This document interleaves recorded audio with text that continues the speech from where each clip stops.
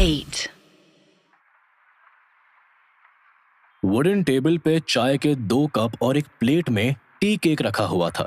सफेद कुर्ते पजामे में अधेड़ उम्र का आदमी पाव पे पाव चढ़ा के बैठा था और उसके सामने सुमन भारद्वाज होठों पे हल्की मुस्कान लेकर कांजीवरम साड़ी पहने बैठी थी। देखिए सुमन जी, आप क्या करती है एनजीओ रोशनी के नाम पर, हमें सब पता है। जी, आपको पता होना भी चाहिए कि आपके शहर में क्या चल रहा है। सुमन, मुझे मालूम है तुम ये सब जो भी कर रही हो वो एमपी के नेक्स्ट असेंबली इलेक्शन में लड़ने के लिए कर रही हो। तुम मुझे हराना चाहती हो। मगर अफसोस की बात यह है कि तुम सिर्फ ये गंदा धंधा ही चला सकती हो और इसके अलावा कुछ करना तुम्हारे बस की बात नहीं। मैं जीतूं या हारूं, वो तो मेरा मकसद ही नहीं है। फिर क्या है तुम्हारा मकसद? इतनी भी क्या जल्दी है, उसके पहले कुछ एंटरटेनमेंट हो जाए। सुमन, मुझे पता है तू क्या दिखाना चाहती है। अच्छा, नहीं, मैं कोई तेरे स्कैम्स की फहरिस्त नहीं निकाल रही। मुझे पता है, इसी वीडियो की बात कर रही है ना तू? मगर ये तुम्हारे पास कैसे? मैं तो चौंक गई। मुझे पता है इसमें किसका हाथ है और अफसोस कि उसके ऊपर मेरा हाथ है। मेरी नाजायज औलाद का हाथ है ना? तो फिर तुमको मुझसे क्या चाहिए? मैं तुम्हें कैंपेनिंग के लिए बैकएंड से सपोर्ट करूंगा। और इसके बदले में? बस एक जान। आपकी बेटी की जान इतनी सस्ती निकलेगी? मुझे मालूम नहीं था। और क्या चाहिए तुमको? सवाल की बारी मेरी है। आपको क्या चाहिए? इस वीडियो को वायरल करके जो बेइज्जती हो वो, या इज्जत वापस बनाने का मौका? साफ साफ बात करो सुमन।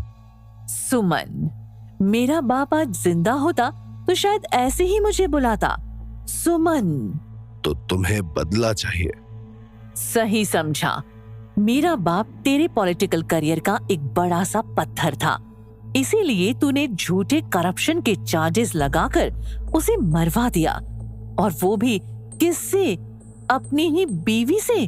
बिल्कुल वही धंधा करवाकर जो मैं कर रही हूँ, है ना? वो बीवी नहीं थी, रखेल थी मेरी। अबे चुप। मुद्दे की बात है कि इसीलिए मैंने भी तुझे वैसे ही बेइज्जत किया जैसे तूने मेरे बाप को किया था। अब बस एक चीज और बाकी है। मगर मुझे मरवा के तुझे क्या मिलेगा? तुझे पता है ना, अभिनंदन मेरे लिए काम कर रहा है। अभिनंदन बबीता के साथ काम कर रहा है और दोनों का मकसद एक है। क्या? बबीता तेरी नाजायज औलाद है और अभिनंदन, जिसको तू अपना चहेता समझता है, वो बबीता के लिए काम करता है। बताऊं क्यों? क्योंकि वो तेरी जगह लेना चाहता है।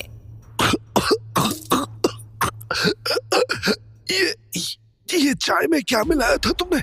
ज्यादा सीरियस मामला नहीं होगा, ये बस टीजर वाला पॉइजन था। रेशमा, इधर आओ। जी मैडम।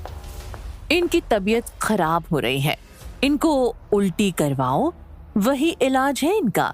बुढ़ी रूह है, आराम से करना जो भी करना। जी आप परेशान ना हो।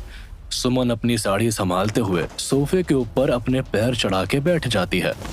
सीएम रविंद्र के पीठ पे शालिनी थपथपा के उसे उल्टी करवाने की कोशिश में लगी होती है। बस जिंदा हो गया ये। हाँ, तो आगे बात करते हैं। So here is the deal. I will hand over Babita and Abhinandan to you.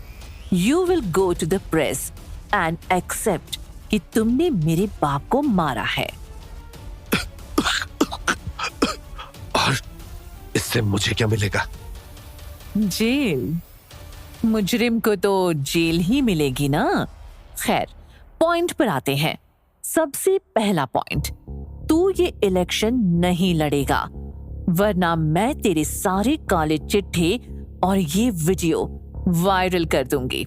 दूसरा पॉइंट, अगर तू ये कबूल कर लेगा कि तूने अजय भारद्वाज यानी कि मेरे बाप को मरवाया है, तो मैं तेरे रास्ते से बबीता और अभिनंदन को हटवा दूंगी। और आई एम श्योर तेरे लॉयर्स इतने घुन्ने तो जरूर होंगे कि तुझे 1-2 साल में छुड़वा ही लेंगे। मैं चलता हूँ। नमस्ते। जवाब कब तक मिलेगा? कल ही।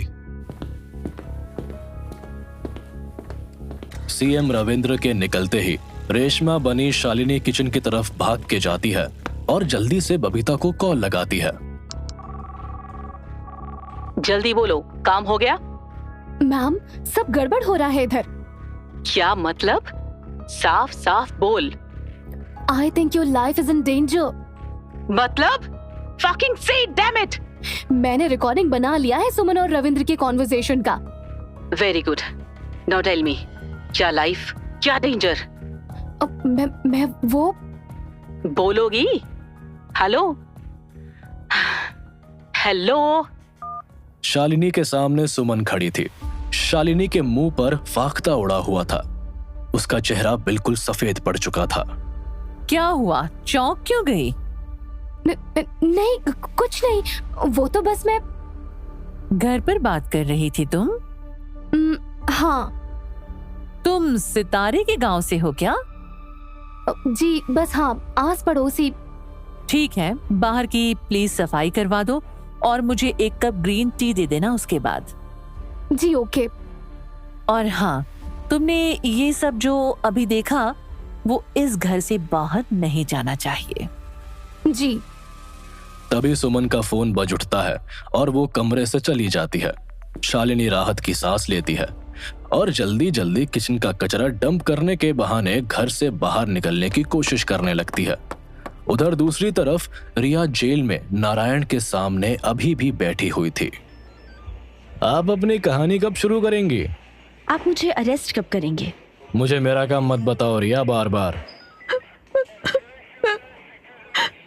मैं बेकसूर हूँ। मुझे पता है। मुझे क्यों फंसा रहे हैं आप इसमें? तो मेरी मदद करो, मैं तुम्हारी मदद करूंगा। मेरी मदद आप क्या करेंगे? बस मुझे एक मोहरे की तरह इस्तेमाल करके छोड़ देंगे? वो मैं डिसाइड करूंगा।